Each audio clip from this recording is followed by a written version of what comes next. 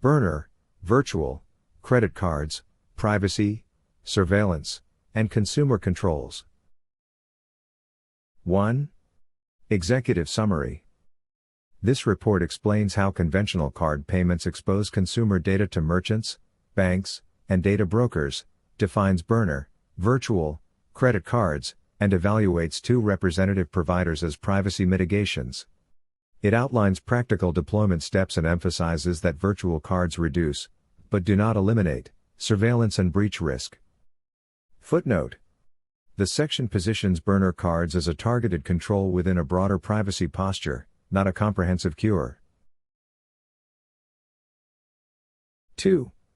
Definitions and scope. 1. Burner or virtual credit card refers to a tokenized payment credential created via an intermediary service and funded from a consumer's underlying account. 2. Surveillance capitalism denotes commercial harvesting, inference, and sale of behavioral data for prediction and influence. 3. Scope includes consumer online and contactless transactions in the United States and compares two services that issue virtual numbers. Footnote. This section standardizes key terms and confines the analysis to U.S. retail payment context discussed in the source. 3. Data disclosure and conventional card use. 1. Merchant receives card number and may store it, creating breach exposure. 2. Merchant or affiliates can link the number to identity via loyalty programs, shipping details, facial recognition, or data broker enrichment. 3. Issuer and card network record merchant identity, date, time, amount, and merchant category code, enabling category-level profiling.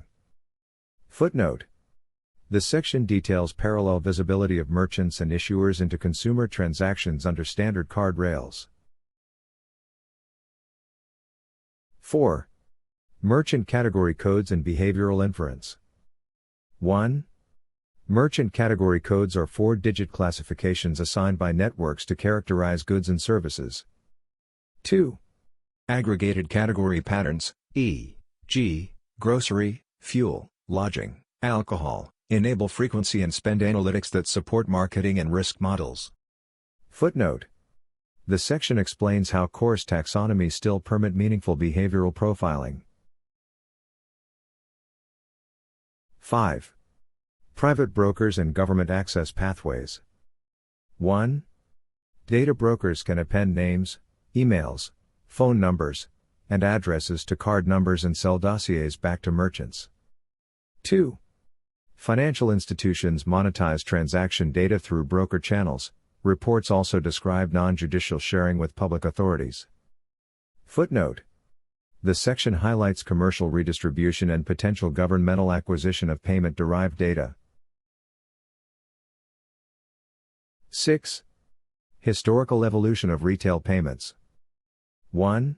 Pre-credit era primarily exchanged cash or checks, with minimal purchaser identification. 2. Early credit card era centralized settlement and billing but limited secondary data monetization. 3. Present era layers data sales and cross-linking atop traditional clearing, expanding surveillance incentives. Footnote. The section tracks the shift from settlement utility to data extraction as a revenue center. 7. Virtual/burner card operating model.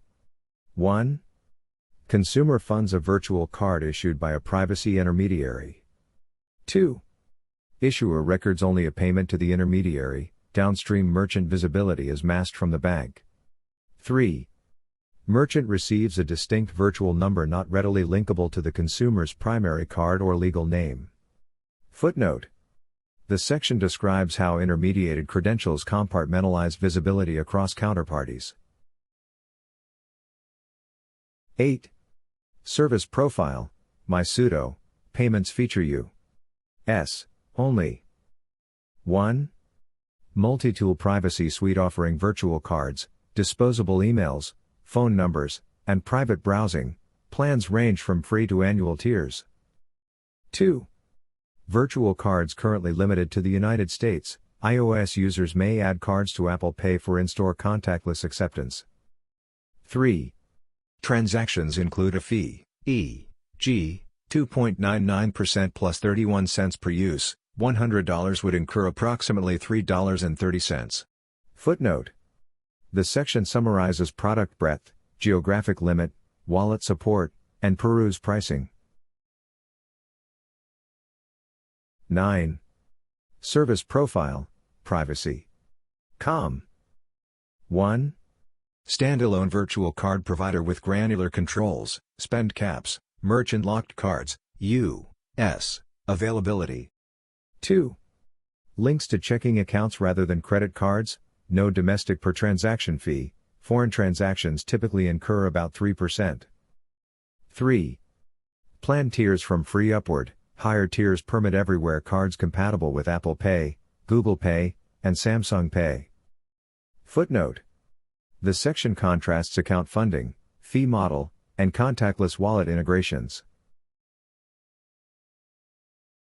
10. Comparative assessment and trade-offs. 1.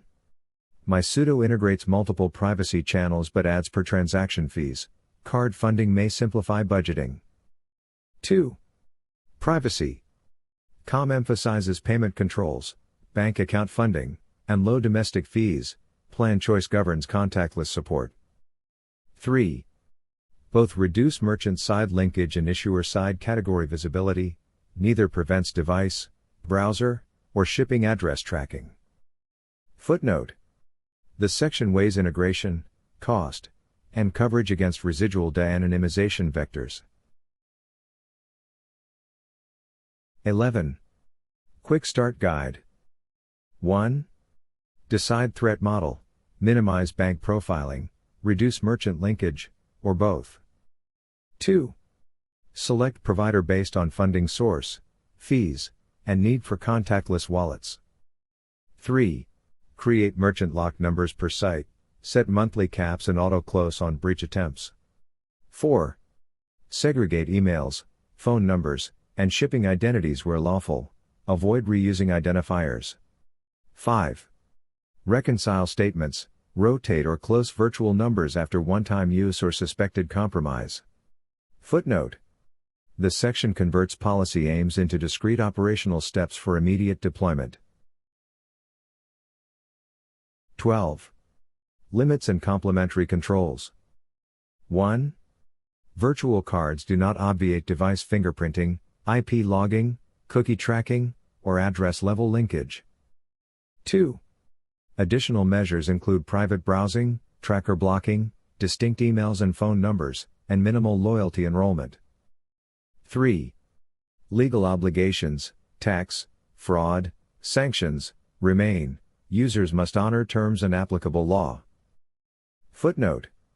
The section clarifies non-coverage areas and situates burner cards within a layered defense.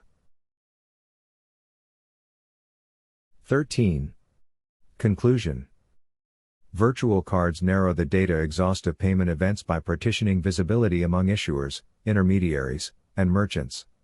They constitute a proportionate response to contemporary brokerage markets and breach risk, provided consumers adopt disciplined operational hygiene and realistic expectations about residual surveillance vectors. Footnote. The section concludes that compartmentation plus practice yields meaningful, not absolute, privacy gains.